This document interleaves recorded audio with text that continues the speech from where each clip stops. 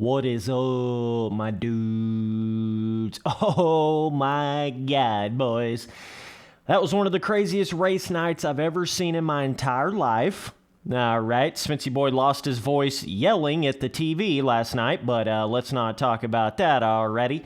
Point of this video, wanted to come in here and talk about this Jett Lawrence Forkner collision. This was just one of the many moments that we had last night. One of the many crazy moments in the race right here. So here's the thing with this Forkner and Jett Lawrence situation. That collision was 100% Jett Lawrence's fault. And he admitted to it. He said it on the podium. He clipped the tough blocks, okay? So to some people that don't really understand what happened there, it wasn't a situation of like Forkner just, didn't see Jett or should have like went over more or whatever. No. That was 100% Jett Lawrence riding on that ragged edge because he was behind in that third main event, okay? He was riding on that ragged edge, trying to catch back up because he had already spun the bike down 2 times before that. He did it in the first main event and then in the third main event, I think, right? And that put him back, so he was really trying to catch back up. So Jett Lawrence was really going at full speed, you know what I mean? He was giving it everything he got, everything he had, and he was, when you ride on that ragged edge, you're going to have those moments where you clip tough blocks, you slide out a little bit, you do all these different things. And it was kind of like Forkner just got caught up in that situation, kind of wrong place at the wrong time type deal there. But still, it was 100% on Jett Lawrence, without a doubt. Forkner was at no fault at all in that crash right there. I've actually had a very, very similar crash to that in real life before in a arena cross race that I did quite a few years back, where I went over a finish line jump like that right behind somebody, and they kind of like drifted over just a little bit, but then the guy in front of me also came up short a little bit on the finish line jump on an arena cross race that I did, and we kind of collided like that as soon as we landed. It's kind of crazy how weird, like, Supercross is this game of like, you can totally control where you're at on the ground, but the second that you get in the air, you can't really do anything. Once you jump up in that air, it ain't like you can magically, let me try to just move over to not hit this dude in front of me. You're just kind of locked in for the ride, as you would call it. You're kind of stuck. So if you come off that jump face and whoever's in front of you comes off of that jump face in a certain kind of way, you can just get fucked. And there's not a whole lot you can do about it. Forkner couldn't have done anything about that at that point. So, yeah, but at the exact same time, even though that was totally, whoa, Spency Boy getting a little squirrely here. Even though that was totally Jett Lawrence's fault, you could tell he felt bad on the podium. I definitely don't think any of that was intentional. He wasn't trying to take out, I've seen some comments talking about, well, Jett's, if he takes out all of his competition, that's an easy way to win. Or some stupid keyboard warrior shit like that. Jett didn't mean to do that, but it's all in the, it kind of gets into that, Jett didn't really mean to do it, but in a way, with Jett pushing over his limits and riding the bike to that ragged edge, it's like he kind of does become a little bit of a hazard in that sense. You know what I mean? It's like that interesting balance of, if you ride above your head, then you take somebody else out, even though you might not have meant to do it, it is kind of your fault. You are riding too above your head, and then you collect other people in the process. So, of course, Jett Lawrence is 18 years old. I mean, this is kind of what you expect out of dudes that young in Supercross, but you would have definitely thought that Jett would have kind of learned his lesson from, the previous years. Jett rides with a lot of emotion. That's one thing I've noticed. And I'm not blaming Jett. He's still super young. That's expected for him to ride with a lot of emotion. But I think a lot of us thought he was going to kind of be a changed man this year. Like, not get so out of hand, especially when he's like, doesn't get a good start or crashes. I think a lot of us thought he was going to try to ride more chill, and not have these kind of moments and mistakes and sliding out in every main event and shit like that. He rides with a lot of emotion in the sense of, like, if the race is going his way and he gets the whole shot and everything, he's good. He'll get out front. He won't push it too hard. He'll ride chill and pull it to the finish. But if something happens during his race, like he slides out or he gets a bad start, and it's a shorter race like these Triple Crown races, right? Then Jett will push over his head. He will start riding over his limit to then try to make up for his mistakes and everything that he did wrong in the race earlier. He rides with all that emotion, and he thinks like, oh shit, man, I've got to ride to my absolute limit and over that limit, whatever it takes to get up there in the front. And I'm just telling you right now, that is going to bite Jett Lawrence way more than it bit him right here. He got so lucky he didn't get injured off of that finish line collision right there. Woo! And I think Forkner is probably injured off of that. Even if they try to get Forkner out there at Daytona and they say he's good enough to race or whatever, bro, he hit his arm and shoulder so hard, you can just see it in the footage, man. That almost looked like when Ken Roczen slammed right down on his arm. I mean, that's about as bad of a landing straight to one of your limbs that you can possibly have right there. So I would be generally shocked if Forkner comes away with that unscathed off of that super bad crash there. But Jett's gonna have to do something here, though, as far as, like, he can't keep doing that. He can't keep riding with that much emotion. You know what I mean? It's not gonna pay off good for him in the long run if he keeps riding like that. That's all I'm saying. You've got to understand, listen, if you don't get the start or you slide out or something puts you back in a race, you can only do so much, and you have to accept that. You can only do so much in a short, however many minutes these 250 Triple Crown main events are. You can only do so much, okay? So you got to kind of, I feel like Jett, he gets in those moments where he like gets in this do or die kind of mentality. And that's cool and all if you're like in second place going for a main event win or something like that, or it's like the final round and you're going for the championship. But like, we're at the second round here. We're on Triple Crown main events. So even at the end of the day, if Jett would have just pulled it in behind Forkner and finished behind Forkner in that main event there, he still would have done really good in the overall points. You know what I'm saying? It's like Jett has to realize that it's not that do or die at this point in the series. He really shouldn't have been pushing it that hard, period. I just have no question in my mind about that. Now, if he would have just had that one moment with Forkner and that's all that Jett had happened that night, I might not would have been as harsh on Jett, but he had the one slide out in the one main event for being a little too aggressive on the throttle. Then he had the second slide out.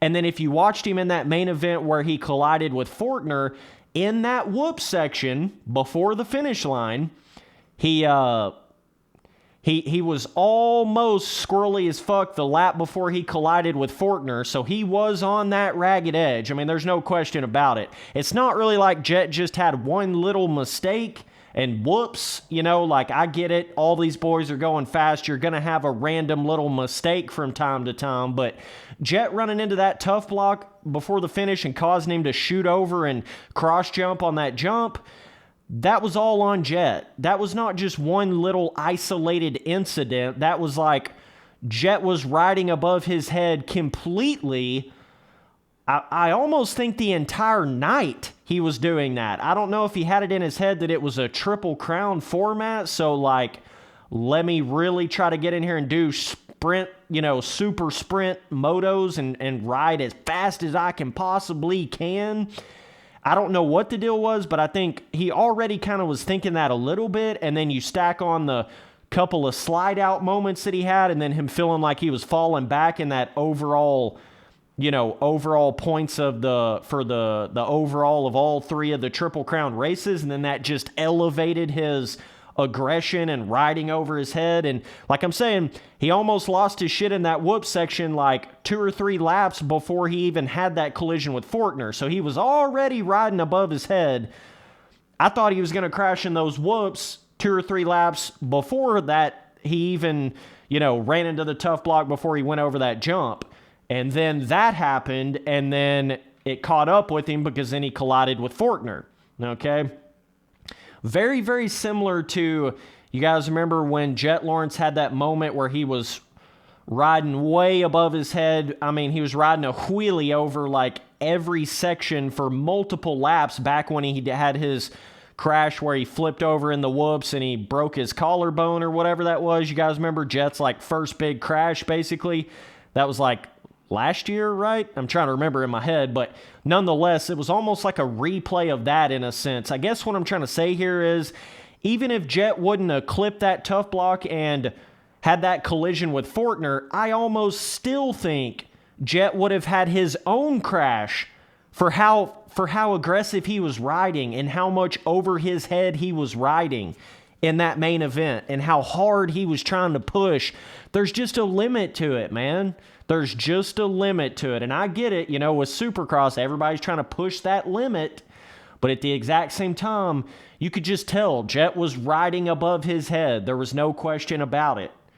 So that's kind of my thought. Even if Forkner wouldn't even have been right there, I still think Jett would have been riding above his head enough to have a bigger or worse crash than that. I know that's hard to imagine because that was pretty spectacular colliding on that jump like that, but I still think Jett would have crashed in some other section or in that whoop section on the next lap or something. He really was just riding that much over his head. So Jett needs to cool his jets, you know what I'm saying? If he really wants to win this championship, he's going to have to calm the fuck down. That's all there is to this. Like I say, I get it. If you want to ride like that, that's okay and all. If it's the final round and you got the championship on the line, or you're in second place about to win the main event, you know what I mean? It's all like situational in that sense, but Jett was pushing so fucking hard for being in the position that he was. I just don't think it was that crucial or critical for him to be riding that much above his head. But you could see all night long, basically Jett was kind of riding above his head. I mean, you could just see it. It was a disaster waiting to happen, basically. So that's really unfortunate for Forkner. I mean, he just got caught up in it, man. And it really does look like Forkner is trying to ride a little bit safer. It's almost like Jett is riding like Forkner used to ride. You know what I mean? Not exactly, obviously, but you can tell when a rider is just, they're riding right above their comfort level, and it kind of puts you on the edge of your seat like they could crash at any moment. That's kind of what it felt like with Jett all night long. So if he really wants to go out there and win this championship, he's going to have to rethink his shit, man. Settle it down a little bit, man. I mean, he slid out twice already and then slides out again to hit that tough block, to clip that tough block, and it sent him. Let me see if I can kind of show you guys what happened here in this game. But, yeah, to the untrained eye, it can kind of look like, like Jett just drifted over or cross jumped or whatever. He really didn't do that. It really looked like he hit the tough block there on right before that jump, which is obviously going to send the bike in a crazy direction. But I'm not even so sure that Jett would have landed that even if he wouldn't have hit Forkner. But it's almost like he did this like right here. You know what I fucking mean? It's about like that's about what he did. But That's what I'm saying, though. Like, even if Forkner wouldn't have been there, I mean, I would have just about been willing to bet money that Jett would have crashed on something else anyways for how he was riding. So that's what I mean by, like, Jett needs to calm the fuck down, because he's going to do that same thing in the next race if he's not careful. Or he's going to do that same thing when he gets in those shootout races where he's got faster guys in there like Craig. And if he doesn't get that good dominating start to the main event, he can't be freaking out that much, you know? He can't be trying to spaz out and ride on that ragged edge like that. It's just, it ended up hurting him in that situation. It just did. It didn't help him. It hurt him in the points by riding on that ragged edge, you know? It's like you got to know. I feel like Christian Craig had a lot better of an idea of when he got like a bad start or whatever, he got taken out. He was able to catch way the hell back up, but he wasn't riding over his head. You know, he was just riding more on his limit than he normally would. See, there's a big difference in riding on your limit and then over your limit. I think it's safe to say that Jett Lawrence was riding over his limit, whereas I felt like Christian Craig, in a lot of his comeback races, he was riding more like on his limit. You know, there's a very, very big difference, because right at that second where you start riding over your limit, even if it's just a little bit, you can hang on to the bike somewhat, you know, kind of like Jett was doing. Like, he was able to hang on to it, riding at that wicked, wicked fast pace, wiggy, right? He was able to hang on to it, but it becomes just a matter of time until you hit the ground when you ride over your limit like that. So Jett really needs to find that balance, man. He needs to find that balance of riding right on his limit instead of over his limit. And that's easier for me to say sitting on the couch eating tater chips, okay, obviously, but I'm just saying, as a viewer standpoint, you could see how much better that was for Christian Craig riding on his limit versus over his limit. Even when he was coming back from the back, you can still only do so much. You know, even if you're trying to come from the back of the pack, it's like no matter how fast you are, there's still only so much you can do. And I think sometimes Jett, he gets this idea of like there is no limit to how fast he can go. You know, there is no limit. Bro, I can go from dead last to first in this main event. You know, I feel like Jett kind of thinks that a little bit, and maybe that's just his age kind of coming into play there a little bit, but he's going to have to be a little more grounded. He's going to have to realize that there is a limit to it, you know? He's going to have to realize that, but nonetheless, man, that's my opinion on it. I mean, Forkner was just in the wrong place at the wrong time. 100% Jett's fault. But at the end of the day, Jett is a younger dude. He's trying to figure it out. So you can't be too hard on Jett, because he felt bad. He owned up to the mistake. But at the end of the day, you can still be like, all right, Jett, calm the fuck down, dude. You know what I mean? Like, you can't be doing that, dog. You can't. You're right on that borderline of becoming a hazard to the rest of the racers out there for riding at that kind of level. You know, it's like if you can't control yourself on the bike, then you become a hazard to everybody else on the track. Period. If you can't keep your own bike under control, if you can't keep your own bike off of the tough blocks before a jump face and then you cross jump, you're riding over your head. You need to rethink what the fuck you're doing, you know? If you're sliding out in damn near every race and laying it down and then hitting the tough blocks on the jumps, you need to rethink what you're doing, all right? But anyways, that's my opinion on it. Definitely let me know what you guys think down below in the comments. Really awesome race nonetheless. I am glad that Jett Lawrence came out of that healthy and was able to finish the race. I just really hope that Forkner can come out of that good enough to race as well. Shee! That was something else, boy. That was something else. Those mid-air collisions are crazy, bro. But, yeah, nonetheless, I mean, seems as if Jett hasn't learned as much of his lesson as we might have thought he would have before this season started. So that's a little bit concerning for Jett as far as the championship. But We'll see how everything goes down, man. You know, everybody can ride good and calculated when they get a good start and they're in the front, but it's who can control themselves when they get a bad start and they're in the back and they've got to catch back up. Who can control themselves to stay on the bike but still get a good result? That's the thing where I feel like Jett really needs to figure that out. Because this 250 East Coast is too deep. He's not going to pull that hole shot every single race. He's not going to get a perfect start every single race, especially in a Triple Crown format. So he's going to have to figure that out, coming from the back but not riding over his head kind of mentality, you know? So nonetheless, man, appreciate you guys watching all the videos. Later, dudes.